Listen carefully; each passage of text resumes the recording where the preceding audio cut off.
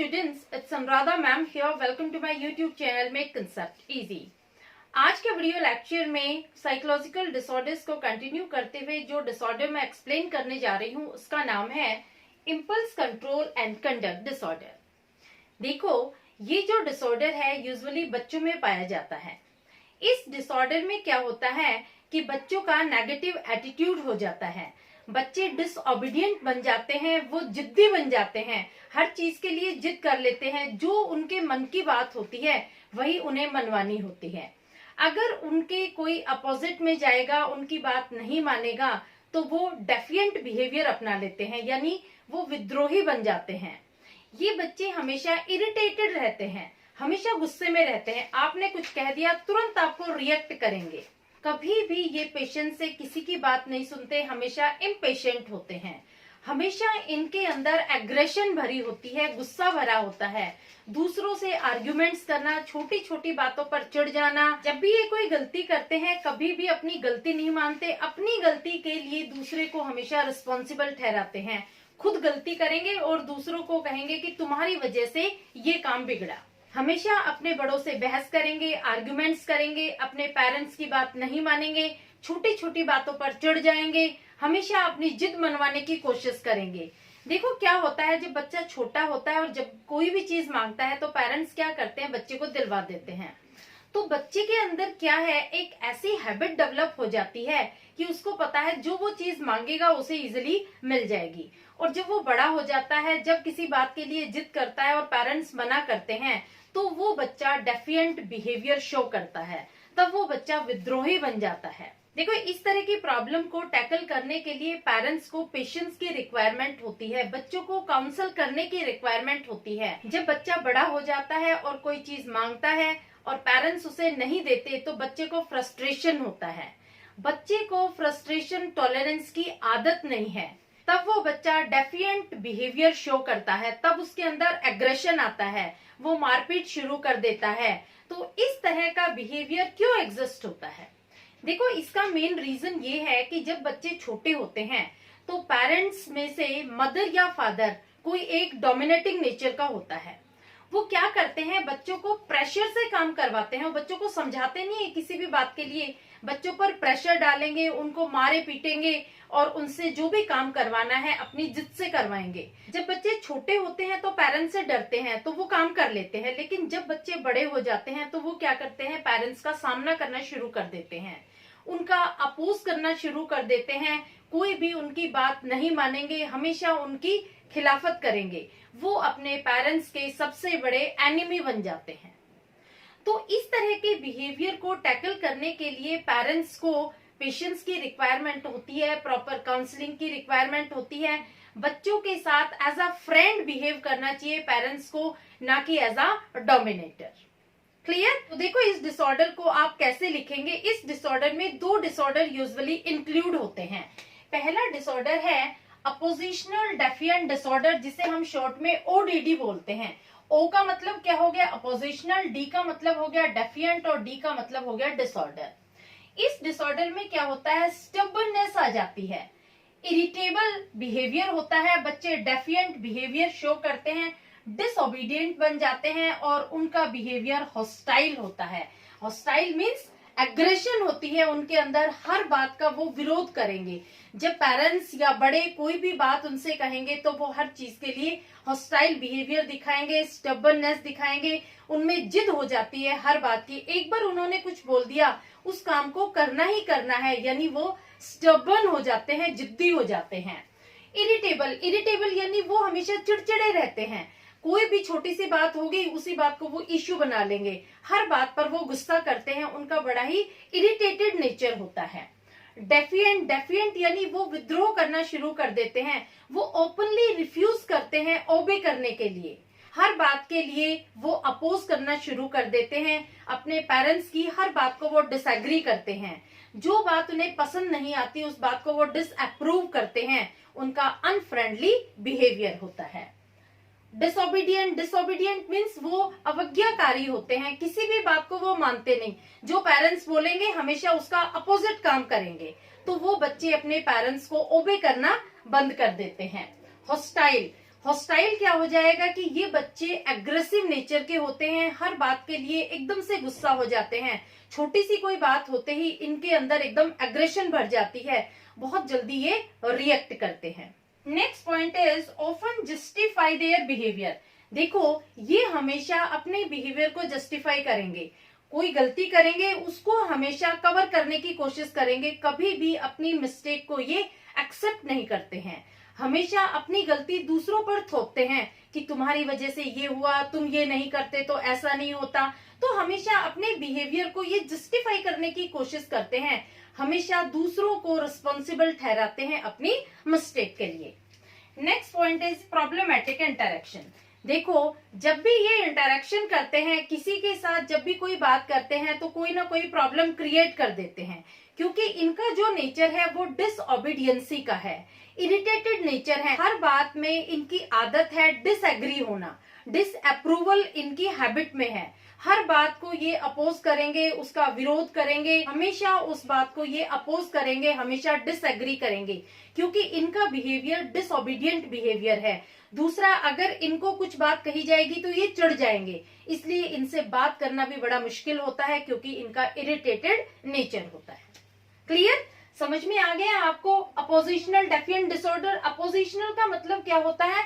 विरोधी, और डेफिएंट का मतलब होता है विद्रोही। इनका जो बिहेवियर होता है वो विद्रोही बिहेवियर होता है, ये हर चीज में अपोज करते हैं, किसी भी बात का ये फेवर नहीं करते। Next disorder is conduct disorder and anti social behaviour. देखो, कंडक्ट डिसऑर्डर में क्या होता है कि यूजुअली इनका जो बिहेवियर होता है ये एंटी सोशल होता है, यानी सोसाइटी के नॉर्म्स के अपोजिट। जो सोसाइटी के रूल्स रेगुलेशंस होते हैं उनको ये अपोज करते हैं, जो फैमिली की एक्सपेक्टेशंस होती है उसको हमेशा ये अपोज करके चलते हैं, उसे वायलेट करते हैं, उसका उल्लंघन करते हैं। फैमिली वाले कभी नहीं चाहते कि उनके बच्चे किसी भी गलत संगत में जाए, उनका एंटी सोशल बिहेवियर हो। तो जब पेरेंट्स बच्चों को रोकते हैं तो ये कभी मानते नहीं हैं, हमेशा अपने पेरेंट्स को ये अपोज करते हैं, ये एंटी सोशल एक्टिविटीज एस्टेब्लिश करते हैं सोसाइटी में। क्लियर? तो आप कैसे लिखेंगे इसमें? Violet family expectations and social norms. Violet का मतलब होता है उल्लंघन करना, जो फैमिली की एक्सपेक्टेशंस होती है हमेशा उसको ये ब्रेक करते हैं, उन चीजों का अपोज करते हैं जो फैमिली मेंबर्स एक्सपेक्ट करते हैं, जो इनसे पेरेंट्स एक्सपेक्ट करते हैं। दूसरे, ये सोसाइटल नॉर्म्स को भी ब्रेक करते हैं, जो सोसाइटी के नॉर्म्स हैं, रूल्स रेगुलेशंस हैं, उनको ये ब्रेक करके चलते हैं। तो ये समाज में हमेशा एंटी सोशल एक्टिविटीज एस्टेब्लिश करते हैं। दूसरा पॉइंट आता है एग्रेसिव एक्शन। देखो, इनके एक्शन में ज्यादातर एग्रेशन होता है। एग्रेशन में क्या? ये मारपीट करना, तोड़फोड़ करना, ये सब चीजें इनके बिहेवियर में एग्जिस्ट होती हैं। तो एग्रेशन में ये क्या करेंगे? Harm to people and animals, जानवरों को, इंसानों को शारीरिक रूप से ये चोट पहुंचाते हैं, उनको मारते हैं। इनको बड़ा मजा आता है उनको हैरेस करने में, क्योंकि इनके बिहेवियर में हमेशा दूसरों को परेशान होने में खुशी मिलती है। Next point is non aggressive action. देखो, एग्रेसिव एक्शन में क्या होता है? मारपीट होती है। नॉन एग्रेसिव में क्या होता है? मारपीट नहीं होती, लेकिन ऐसा बिहेवियर ये शो करते हैं, ऐसा बिहेवियर एग्जिबिट करते हैं जो सोसाइटी के लिए, फैमिली के लिए हार्मफुल होता है। जैसे ये चोरी करना शुरू कर देंगे, धोखा देना शुरू कर देंगे, दूसरों की प्रॉपर्टी डैमेज करना शुरू कर देंगे, दूसरों की प्रॉपर्टी पर कब्जा करना शुरू कर देंगे, रूल को वायलेट करना शुरू कर देंगे। तो ये सारे क्या है? ये नॉन एग्रेसिव एक्शंस है। तो इसमें आप क्या लिखेंगे? डिसीटफुलनेस। डिसीटफुलनेस में क्या हो जाएगा? छल, कपट, धोखा। किसी के साथ भी इनकी कोई फेयर डीलिंग नहीं होती, हर डीलिंग में ये छल कपट करेंगे, धोखा देंगे, इसलिए इन पर विश्वास करना बड़ा ही मुश्किल होता है। दूसरा, थेफ्ट। ये बड़ी बड़ी चोरियां करते हैं, बैंक डकैती करेंगे, किसी के घर में डाका डालेंगे, तो इस तरह की हैबिट्स इनमें डेवलप हो जाती हैं। रूल वायलेशन में क्या होता है? जो सोसाइटी के रूल्स हैं उनको हमेशा ये वायलेट करते हैं, उनको ब्रेक करते हैं। For example traffic rule. जैसे ट्रैफिक रूल क्या है कि ड्रिंक एंड ड्राइव नहीं करना, तो ये हमेशा ड्रिंक करने के बाद ही ड्राइव करते हैं। दूसरा, जब भी ये ड्राइविंग करते हैं, रैश ड्राइविंग करते हैं, इनकी स्पीड लिमिट नहीं होती। एक स्पीड लिमिट होती है कि 60 तक की स्पीड पर गाड़ी चलानी है, इनकी गाड़ी हमेशा 100 की स्पीड से ज्यादा होती है।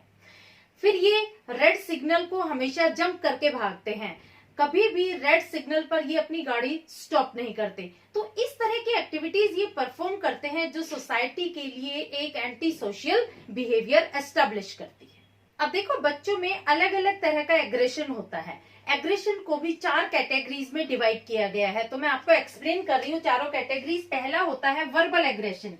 वर्बल एग्रेशन में क्या होता है, नेम कॉलिंग, स्वेयरिंग, जैसे बच्चों को नाम से चिढ़ाना शुरू कर देते हैं। स्वेयरिंग जैसे अपनी मम्मी की कसम खा, अपने पापा की कसम खा, तो इस तरह का होता है वर्बल एग्रेशन।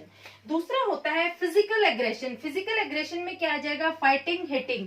इसमें क्या होता है, मारपीट करते हैं बच्चे एक दूसरे को, हिटिंग करते हैं, एक दूसरे को चोट पहुंचाते हैं, फाइट करते हैं एक दूसरे से, तो ये हो जाएगा फिजिकल एग्रेशन। तीसरा आता है होस्टाइल एग्रेशन। होस्टाइल एग्रेशन में क्या आ जाएगा, कॉजिंग इंजरी टू अदर्स। इसमें क्या होता है कि वो हॉस्टाइल बिहेवियर दिखाते हैं, एग्रेसिव बिहेवियर दिखाते हैं, मार पिटाई शुरू कर देते हैं, तोड़ा फोड़ी शुरू कर देते हैं, एक दूसरे को चोट पहुंचाना शुरू कर देते हैं। Next is proactive aggression. Proactive aggression में क्या होता है, डोमिनेटिंग और बुलिंग एग्रेशन होता है। बच्चों का डोमिनेटिंग बिहेवियर होता है, वो बुलिंग बिहेवियर के होते हैं, दूसरों पर अपना रौब जमाते हैं। जब उन्हें कोई काम करवाना होता है तो वो धमकियों से काम करवाते हैं, दूसरे को डरा कर काम करवाते हैं, हमेशा वो दूसरे को डोमिनेट करते हैं। आपने स्कूल में भी देखा होगा, जो सीनियर स्टूडेंट्स होते हैं जूनियर स्टूडेंट्स को कैसे डोमिनेट करते हैं, उनको डरा धमका कर कैसे वो अपना काम करवाते हैं। वो हमेशा अपनी पावर दिखाते हैं, वो दिखाते हैं कि हम पावरफुल हैं। तो जो कमजोर होते हैं उन पर वो अपना रौब जमाते हैं और उनसे अपना वो काम इजिली करवा लेते हैं। तो ये 4 तरह के एग्रेशन होते हैं जो यूजुअली बच्चों में पाए जाते हैं। तो आपको क्लियर हो गए होंगे होपफुली दोनों डिसऑर्डर, अपोजिशनल डेफिएंट डिसऑर्डर और कंडक्ट डिसऑर्डर। अब मैं आपको नया डिसऑर्डर एक्सप्लेन कर रही हूँ जो है फीडिंग एंड ईटिंग डिसऑर्डर। देखो, फीडिंग एंड ईटिंग डिसऑर्डर ये खाने की बीमारी है। इसमें क्या होता है कि 3 तरह के लोग होते हैं।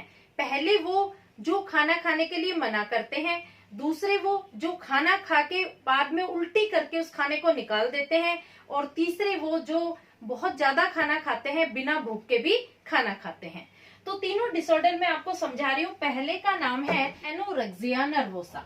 देखो, एनोरेक्सिया नर्वोसा में क्या होता है कि इंडिविजुअल को वेट बढ़ने का फियर होता है, उसे ये डर होता है कहीं मैं मोटा ना हो जाऊं, इसलिए वो खाना पीना बंद कर देता है। ये डिसऑर्डर यूजुअली लड़कियों में पाया जाता है। जो लड़की मॉडलिंग करती है, एक्ट्रेस होती हैं, या फिर जो जिम्नास्टिक्स में होती हैं, उनको बहुत ज्यादा वेट का फियर होता है। वो डरती है कि कहीं मैं मोटी ना हो जाऊं, इसलिए वो क्या करती है कि खाना पीना बिल्कुल बंद कर देती है। भूख लगने पर भी वो खाना नहीं खाती, हमेशा वो रिफ्यूज करती है। उसका वेट हमेशा गिरता होता है। पेरेंट्स को पता है कि ये कमजोर हो रही है, इसका वेट लूज हो रहा है, लेकिन फिर भी वो यही कहती है कि नहीं, मैं बहुत मोटी हूँ, मुझे अभी पतला होना है। तो इस डिसऑर्डर में क्या होता है कि वो डिस्टॉर्टेड बॉडी इमेज बना लेती हैं। उनकी बॉडी बिल्कुल स्केलेटन जैसी हो जाती है। कई बार तो क्या होता है कि बिल्कुल ऐसी सिचुएशन आ जाती है जैसे वो बिल्कुल मरने वाली हो, बिल्कुल दुबली पतली एकदम हड्डियों का ढांचा बन जाती है, लेकिन फिर भी वो खाना खाने को तैयार नहीं होती, क्योंकि उसको ये डर होता है कि कहीं मैं मोटी ना हो जाऊं। तो ये बीमारी का नाम है एनोरेक्सिया नर्वोसा। तो इसमें आप कैसे लिखेंगे, individual has distorted body image, see himself as overweight। देखो, इसमें क्या होता है कि इंडिविजुअल को ऐसा लगता है कि मैं ओवरवेट हो गया हूँ, इसलिए वो अपनी एक डिस्टॉर्टेड इमेज बना लेता है। वो खाना खाना बंद कर देता है, तो उसकी बॉडी बहुत वीक हो जाती है। रिफ्यूजिंग टू ईट, जब भी उसे खाने के लिए बोलते हैं तो हमेशा वो मना करता है कि नहीं, मुझे खाना नहीं खाना। एक्सरसाइज करता है, वो रेगुलरली एक्सरसाइज करता है and may lose large amount of weight. देखो, वो रेगुलरली एक्सरसाइज करता है और एक्सरसाइज की वजह से, खाना न खाने की वजह से उसका बहुत ज्यादा वेट कम हो जाता है।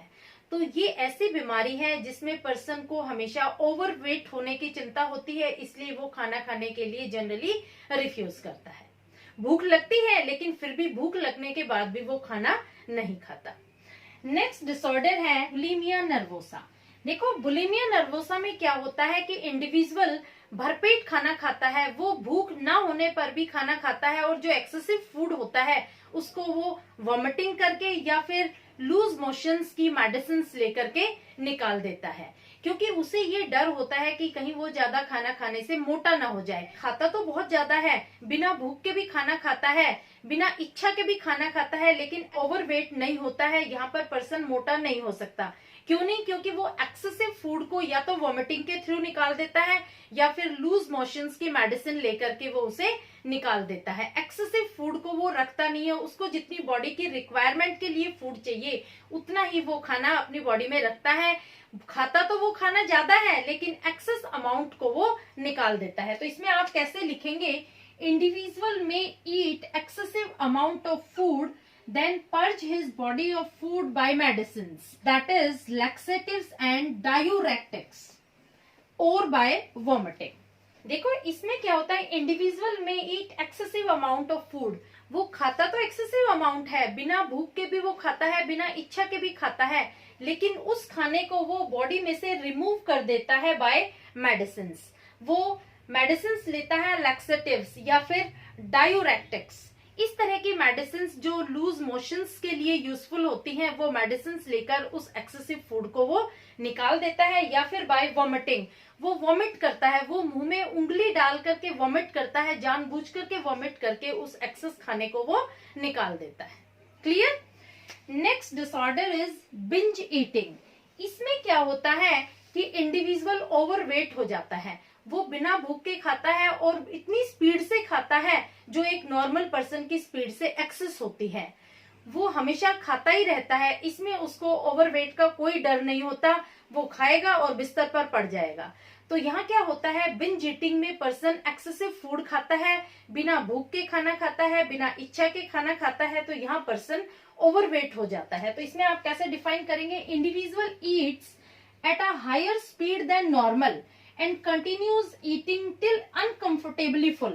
यहाँ इंडिविजुअल खाना खाता है लेकिन बहुत स्पीड से खाना खाता है। एक यूजुअल पर्सन जिस स्पीड से खाना खाता है उससे वो डबल स्पीड से खाना खाता है, और वो तब तक खाना खाता रहेगा जब तक कि उसके गले तक खाना नहीं भर जाएगा। दूसरी बात यह है कि he eats even when he is not hungry। जब उसे भूख नहीं होगी, इच्छा नहीं होगी, तब भी वो खाना खाएगा, और वो पर्सन ओवरवेट हो जाता है, मोटा हो जाता है, लेकिन वो खाना खाना नहीं छोड़ता। उसको जब भी आप खाना देंगे वो हमेशा खाने के लिए तैयार रहता है। तो ये थे आपके फीडिंग एंड ईटिंग डिसऑर्डर्स। तो होपफुली आपको conduct disorder, feeding and eating disorder अच्छे से क्लियर हो गए होंगे। फिर भी कोई डाउट हो तो please comment in comment box. अब देखो ये चैप्टर मेरा बिल्कुल खत्म होने वाला है, एक लास्ट डिसऑर्डर बचा है, वो नेक्स्ट वीडियो लेक्चर में अपलोड कर दूंगी। पूरा चैप्टर मैंने डिटेल में आपको एक्सप्लेन किया है। कोई किसी तरह का डाउट हो तो आप कमेंट करना कमेंट बॉक्स में। Please like it, subscribe it and share it to your friends. Okay, thank you.